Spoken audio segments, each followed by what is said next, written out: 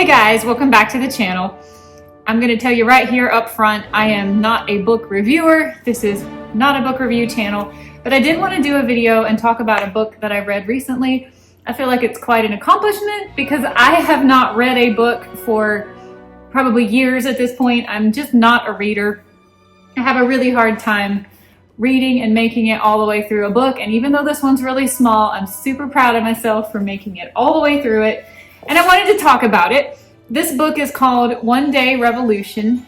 If you thought the mech deck content was over, you were sadly mistaken. Let me tell you about how I found out about this book.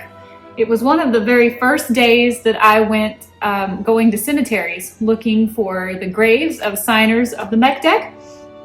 And I was at Hopewell Presbyterian Church taking photos and videos of the signers that are buried there. And this woman, Sarah Sue Harbinger, actually showed up at the cemetery. She had a friend with her, and she was very curious what I was doing going around through the cemetery. And I told her I was making videos on each and every one of the signers. And she told me, oh, that's cool. She just wrote a book that was about to be published on each and every one of the signers. This is called One Day Revolution, The Patriots Who First Declared Independence. And she wrote this book with a woman named Laura Alexander Elliot.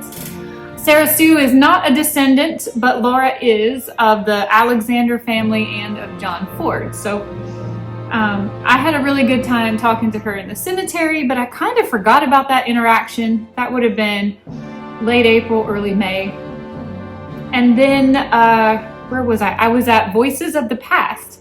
That's where I met Laura Alexander Elliot, who was reenacting, I believe her name was Julia Alexander, her ancestor. And she told me she had just finished writing a book about all the signers of the Mecklenburg Declaration of Independence. I was like, no way, how many books are there? There's a lot of books out there about the Mecklenburg Declaration of Independence. I wish I had known that before I made my videos. Maybe I could have tried to make it through some more books and read some more. All of the research that I did it on the internet. But right here we have a foreword by David Fleming. David Fleming is a local Charlottean who also wrote a book about the Mecklenburg Declaration of Independence. His book is called, I think it's called Who's Your Founding Father? So anyway, I knew right away I wanted to buy this book just because I had met Laura and Sarah Sue in person. They're both super nice people, live here in town. So I went to a presentation at Trinity Presbyterian Church. They were both there. They were signing autographed copies of their books. And Sarah Sue mostly, but they both did a little presentation. I couldn't film it because of where I was sitting and how many people were there, but I did film an audio recording of it. If you want to check that out, it was on my channel back in May. But I had to buy their book and they autographed it. I'll show you. Right here. There's Sarah Sue Hardinger's signature and Laura Alexander Elliot. Laura Alexander Elliot is actually, I believe she's a reverend, a minister. And Sarah Sue, I think she used to be a teacher. She was president of a historical society or something like that. Sarah Sue, I think, possibly did the majority of the writing. The foreword here by David Fleming is a very long foreword, and it reads kind of like you're just chit-chatting with a friend, and he has lots of nice things to say about the book. But chapter 1, Who Signed the Declaration of Independence, the Mecklenburg Declaration of Independence, is where Sarah Sue's book begins. And I read the whole thing. I actually, for being somebody who doesn't enjoy reading, I read this entire book in a day and a half. It's only 160 so pages long. But I really liked the fact that not only did she talk about all 27 people who signed the mech deck, she talked about the 28th person who probably signed the mech deck. His name is Duncan Ogletree. She talked about Captain James Jack. She talked about Joseph Graham, the woman who saved Joseph Graham. I've forgotten her name again. Let's look that up. I forget her name in a lot of videos. Let's see. Susanna Amanda Alexander, Captain Jack. She talked about other people who were important at the time, even the ones who didn't sign the mech deck. Her research is strictly based on what she could find in the public record, but Sarah Sue and Laura also got in touch with many of the descendants of the signers of the Mecklenburg Declaration and included their stories in here too, which I thought was super cool. So as you can see, I've made some notes. There were a couple things I wanted to say. First off, if you want to read this book, it is available on Amazon. It's $20. She sold out so fast of the copies that she had here that she could sign in person. But if you want to read it, I would say there are quite a few books written in recent history about the Mecklenburg Declaration of Independence, and I think you would probably want to decide what type of writing style that you like. Sarah Sue writes in very small paragraphs, and each one is kind of based on a public record or a fact that she could find or a story. David Fleming writes, he's a sports writer, I believe. He writes much more casually, like conversationally. And then there's another book that I want to read. It's by Scott Seifert, and he is actually a lawyer, and his reads a little bit more like a textbook. So if you're looking for a book on the Mech Deck and you only want to read one, you would probably want to look through the different writing styles and find which one would appeal to you the most. Sarah Sue's are very short paragraphs. I kind of like that. It kind of keeps me going. She does bounce around quite a bit in each chapter, but I think she's probably basing it off the notes that she got in the order that she got her notes in. So let's see, there were a couple things that stood out to me in this book that I felt like I either got wrong or I completely missed when I was doing my videos, and I kind of wanted to talk about those in this video. The first one being the reasons why the Mecklenburg Declaration of Independence was written. I think in my videos I kind of made it sound like the Mecklenburg Declaration was written because of taxation without representation, unfair taxation, and as a response to Lexington and Concord. But Sarah Sue brings up something I did not know in my research. How we got here, it's on page 22. She's talking about the reasons that were far more personal to the citizens of Mecklenburg County than things like taxation without representation. And this had more to do with a threat to their religion and their Presbyterian beliefs. She talks here about the Vestry Act. I didn't really learn much about that in my research, but I learned through her book that the Vestry Act was passed down from the Church of England, signed off on by King and Parliament, that basically said that everyone had to pay tax to the Anglican Church, which the Presbyterians are not a part of, and that any type of marriage or official ceremony has to go through an Anglican pastor. And there was not one in Mecklenburg County at that time. That was a direct threat to these Presbyterians because it meant that their marriages were null and void, that they were basically shacking up or living in sin according to the eyes of the English church, and their marriages weren't valid, which also rendered their children not valid. So land and things that you would pass on down your descendants down the generations could not be passed forward. They would actually revert to the Crown of England. The Vestry Act was a big deal and a big reason why Mecklenburg, who had already tried to have, they had their Presbyterian ministers, they had all been educated at Princeton, it's Princeton today, but because they weren't Anglican churches, they couldn't officially officiate these acts. So I thought that was neat. I did not know that. I enjoyed learning that from Sarah Sue's book. Another thing she points out, and I never even thought to question this, was how were the 28 men who signed the Mecklenburg Declaration of Independence actually chosen? Why were the specific people chosen that were chosen? And I never thought to question that. It didn't occur to me that there was a reason behind it. I just thought it was 28 people who got together and discussed this and then made a decision and they all signed it. But no, she pointed out that there were 2 members of each militia in Mecklenburg County. Apparently, she says Thomas Polk was the man chosen by the group to find representatives from all around the county to come to a meeting, and that would be the meeting where they would have written the Mecklenburg Deck. And he sent word to each unit of the militia to elect 2 members to represent that district at a convention on May 19th.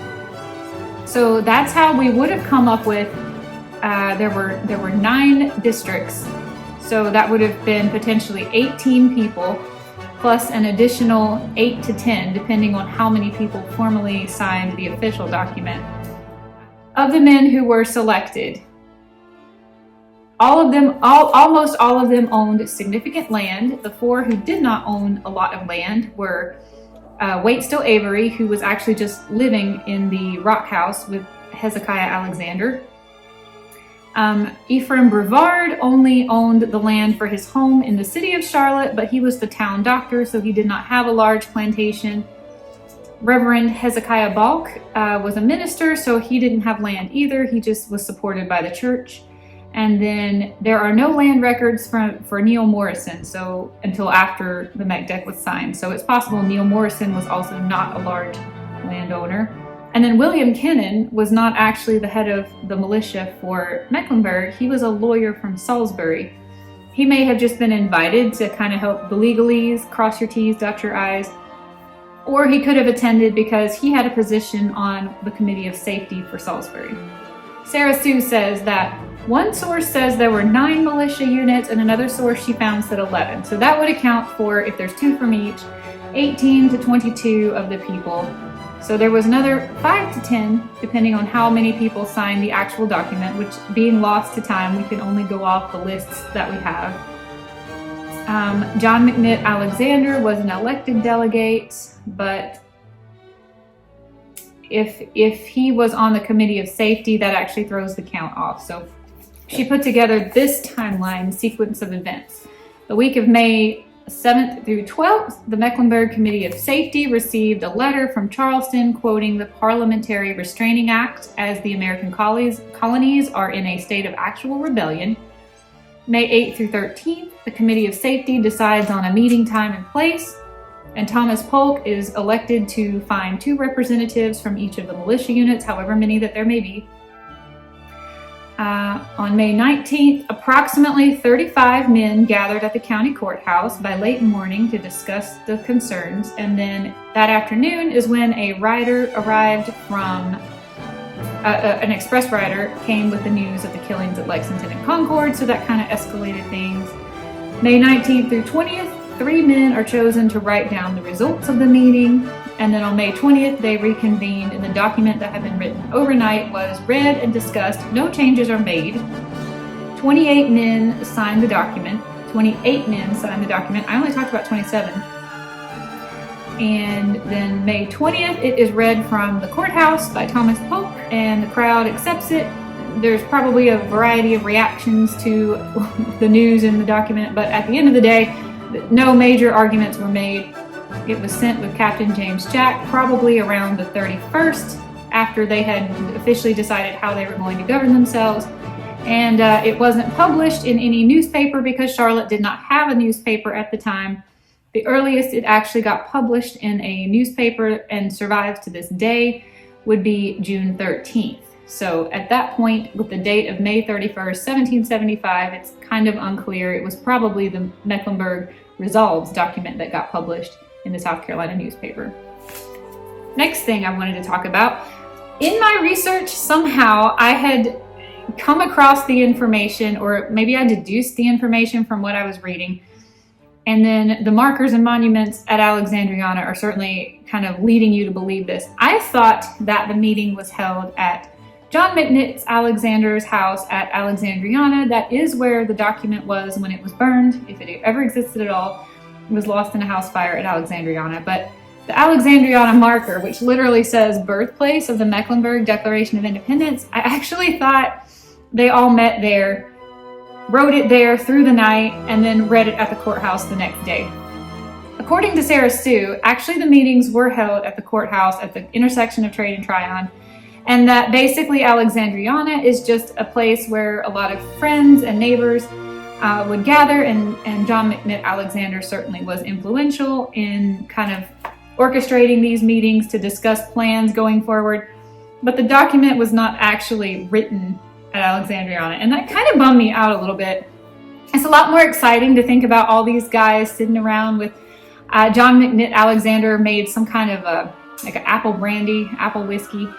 It's so much more fun to think about them hanging out under the shade trees, hanging out on the porch, you know, in a relaxed plantation environment on the farm, not stifled up in a wooden courthouse. But there you go. I think I got that wrong in probably all of my videos. John McNick Alexander's house is where the Mech Deck was kind of birthed in the minds of these guys, but as far as the actual document, it was written at the courthouse, and I got that wrong. I apologize, very sorry. My research had led me to believe John McNick Alexander was the home where it was written. It is certainly the home where it got lost to time, if it did exist at all. Another interesting chapter, I'm over on page 63 now, and I'm in the section about Dr. Ephraim Brevard. And a question that does come up a lot, actually it came up a couple times when I was talking to people this past month.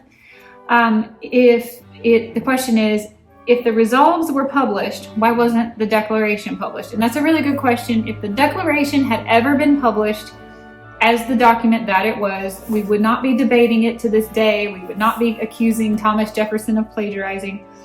But again, like I said earlier, the practical reason why there was no Mecklenburg Declaration of Independence published is because we did not have a newspaper in Charlotte in 1775. And there was nobody to rush it to another county to have it printed because there was no reason to do that.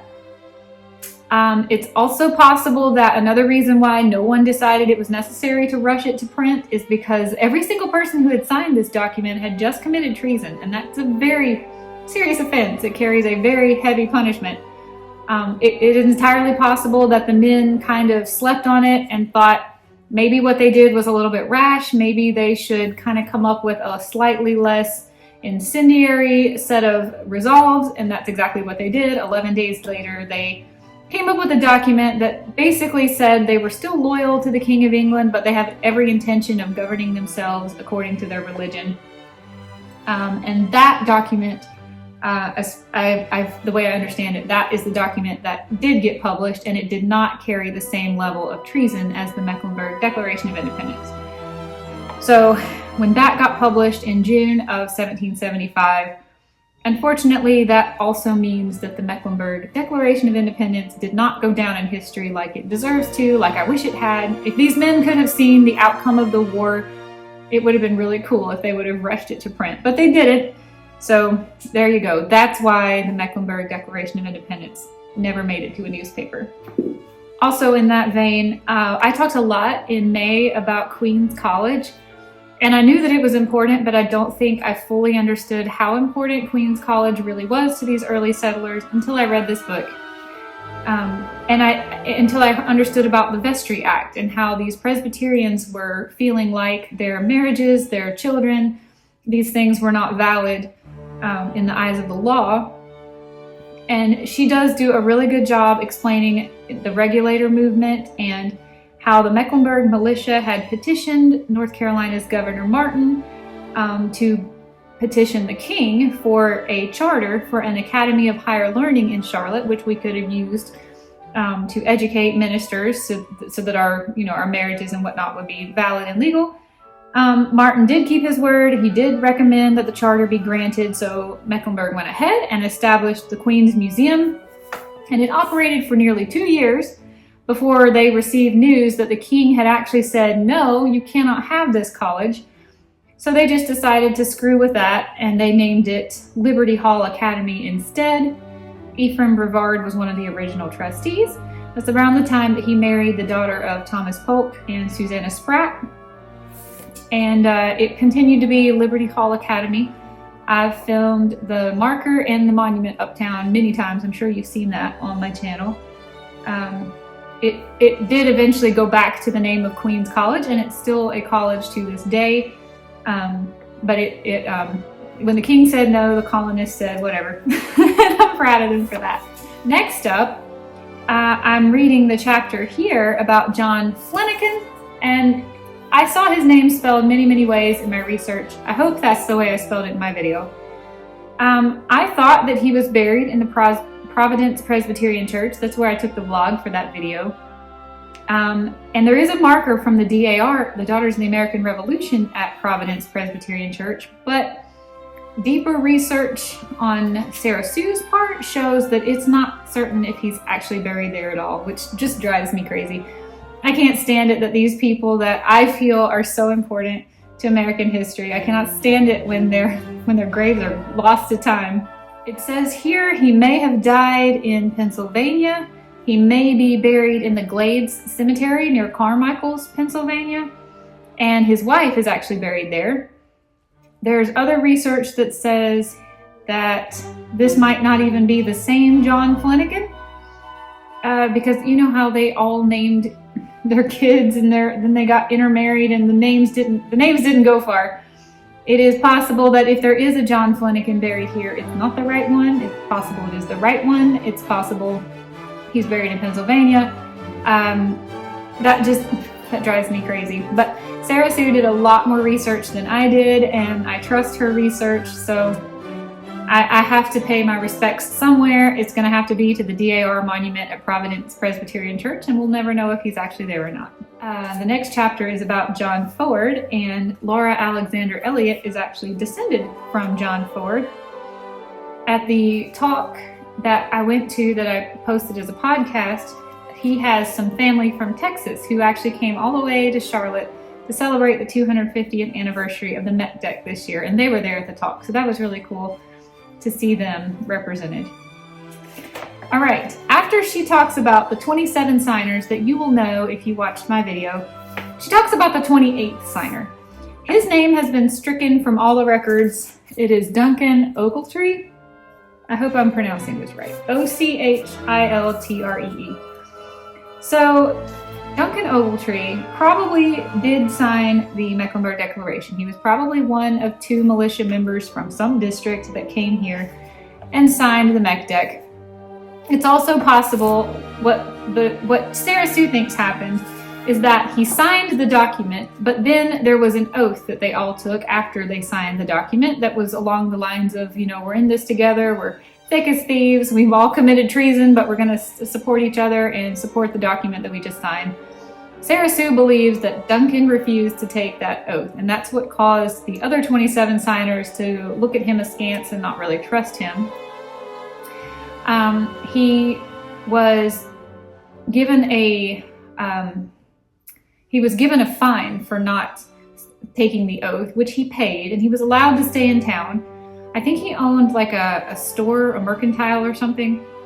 But he really got into trouble 5 years later when Cornwallis came and occupied Charlotte after the Battle of Charlotte. Duncan Ogletree started selling and exchanging goods with the British. So that pretty much got him blacklisted from the community. When Cornwallis left Charlotte, he had no friends, no one to protect him, and he went to John McNitt Alexander to ask for protection. But McNitt basically told him, you better run out of this town. You are not welcome here. You're a traitor to your land, your country, your friends. So nobody knows what happened to Ogletree. Sarah Sue says he went south, maybe to Georgia, maybe as far as Florida, disappeared from records. There's no public records of him. No one knows where he's buried. Don't know if he had a family. Have no idea where he died. He just basically blew off the map. He blew out of the pages of time. So I think that's a super cool story. I mean, it's a traitor, but this signature, if you've ever seen a list of the signatures on the Mecklenburg Declaration, this is probably Duncan Ogletree. It's one of the only ones that's difficult to read, and it looks more like Ogletree than any of the other names that we don't have an actual example of.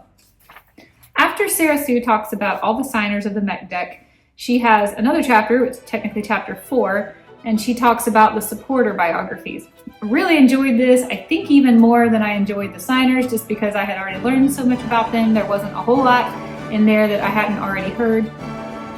But I really did enjoy reading the supporting characters. She starts out with Major Joseph Graham, who I love. Major Joseph Graham is my homeboy. He was just a teenager when the Mech Deck was signed, but he was probably there. He probably witnessed it. I think he actually testified to that later in his life. But by the time the Battle of Charlotte was fought 5 years later, he was now 20 or 21 years old. He was a hero.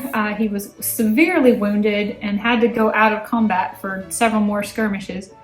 But he made a full recovery, and he was there for the Battle of Cowan's Ford. I absolutely love Major Joseph Graham. I did a video on him. I want to go to his final resting place, but I'm not entirely sure I know where that is. I know he has where they think he's buried, but he also has a tombstone in a different state. So I've got to scratch to the bottom of that. But I did show his DAR monument. I think it's DAR. It's either DAR or SAR monument. It's at the Chagall Creek Presbyterian Church. It's just in a very difficult place to park, so I didn't try to get more footage of it for this month. But there's a marker there. It's almost as tall as I am, and it's for where he fell during the Battle of Charlotte. I really like the story of Joseph Graham.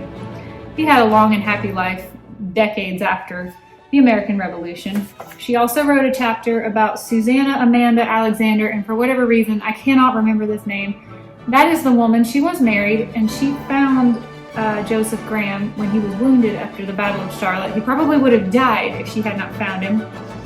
She rescued him and took him home, but the British came around the very next day, and they knew they couldn't keep him there, so they rushed him out. I think he went to McNitt's place after he was able to get on the horse and ride to McNitt's place with 9 saber wounds. He's very lucky to have survived. She has a chapter on Captain James Jack and the horse. I just think this sculpture is just fantastic. James Jack was in his 40s, I believe. He is the one who rode over 500 miles one way to take the document from Charlotte. He stopped once in Salisbury, and then he went all the way to Philadelphia without getting caught by the British. I'm so proud of him. I'm so proud that he's from Charlotte. I really like telling his story, and I've already done 2 videos on him in the past.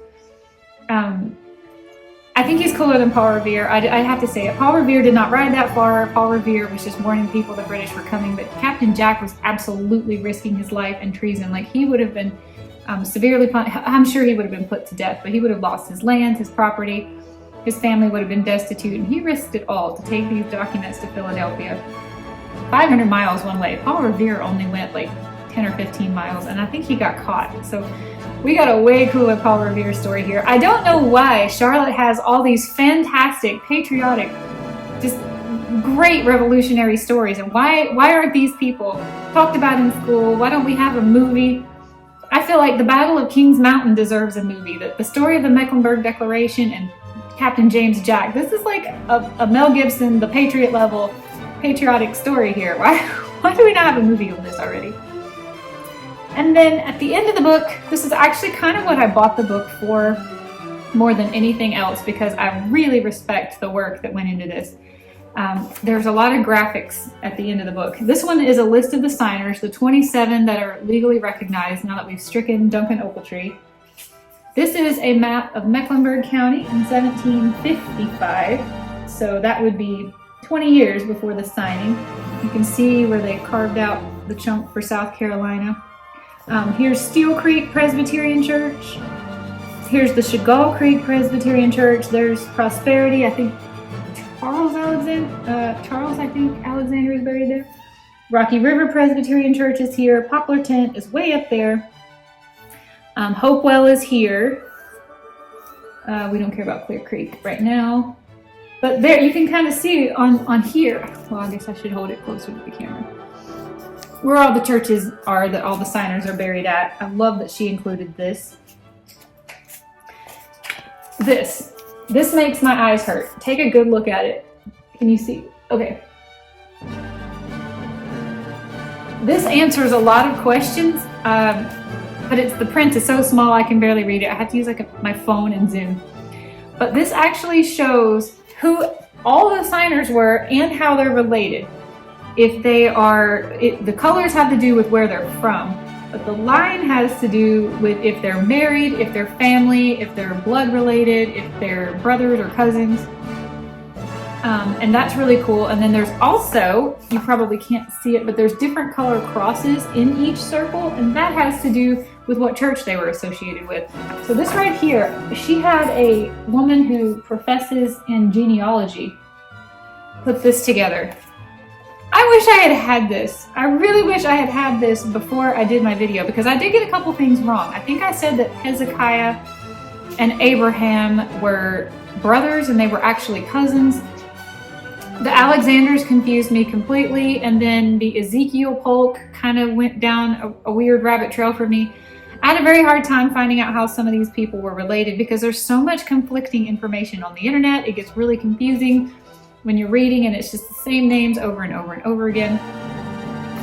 Here is a list of the signers and how old they were when they signed. Ezra Alexander was the youngest, he was only 21.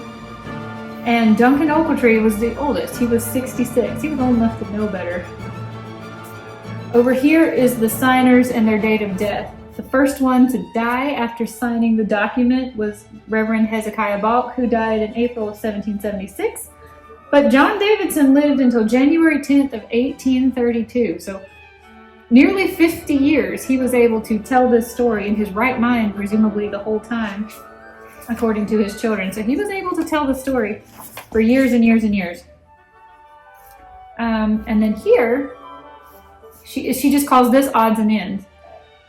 She's got trustees of the establishment of Charlotte, which was Abraham Alexander, Hezekiah Alexander, and John McNitt Alexander. Then she's got members of the Committee of Safety for Salisbury, Abraham Alexander, Hezekiah Alexander, John McNitt Alexander, Ephraim Brevard, Thomas Polk, and Adam Alexander. Those who served in the Provincial Congress, those who were trustees at Queen's College, those who were members of the Committee of Safety after 1775. This is really interesting because it's like a snapshot of information I had read in these big paragraphs, and so you kind of goes in one ear and out the other, but to see it in more of a bullet point graph like this was really neat. That was cool for her to do that. We have the actual Mecklenburg Declaration of Independence here. We have the Mecklenburg Resolves here.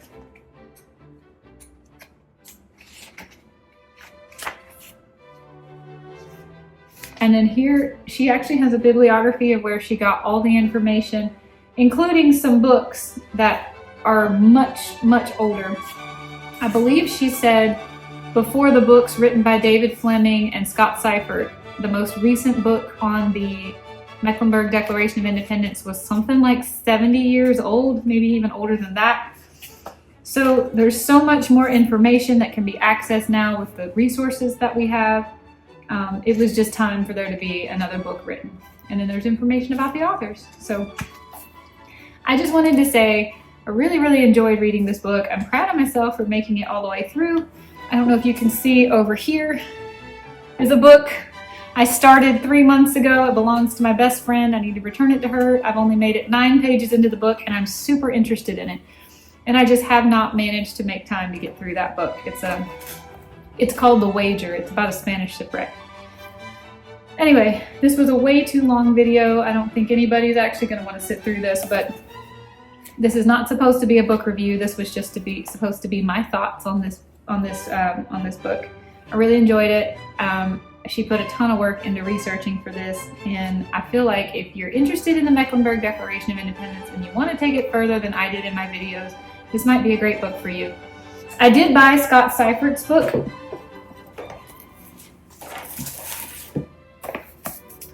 This one isn't autographed. I bought it at the museum and he wasn't there. But Scott Seifert is a corporate attorney and also co-founder of the May 20th Society, he and David Fleming, which is a nonprofit dedicated to commemorating the Mecklenburg Declaration of Independence. He is not exactly a believer or a skeptic. He tends to fall kind of middle ground, in my opinion, just from when I've heard him speak. I think Sarah Sue and Laura and David are all, diehard believers, kind of like me, but he's a little bit more of a legal mind and looking at the facts and the figures. I am excited to read this. This actually looks like the kind of book I like to read, where it's more like a textbook with humongous paragraphs, and from flipping through it, it looks like it's going to have a very linear trajectory instead of kind of bouncing around. And I think I'm going to really like this book. But who knows how long it'll take me to get through this. I'm just not a reader. Reading is not I have a hard time staying awake. As soon as I start reading, I fall asleep. I learn better from YouTube, from the internet, from anything that's backlit. I do not like Kindles or handheld reading devices. I prefer a book like this, but usually I fall asleep. So I don't know how long it's going to take me to read this book, but I promise if I make it through, I will make notes and I'll talk about it on this channel in another video. If you're still here, thank you so much for watching.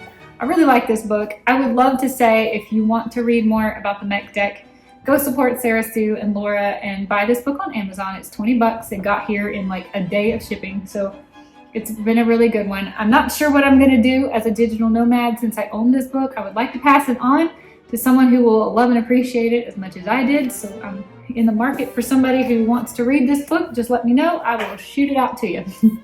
All right, guys, I'll see you another day in another adventure. Bye, everybody.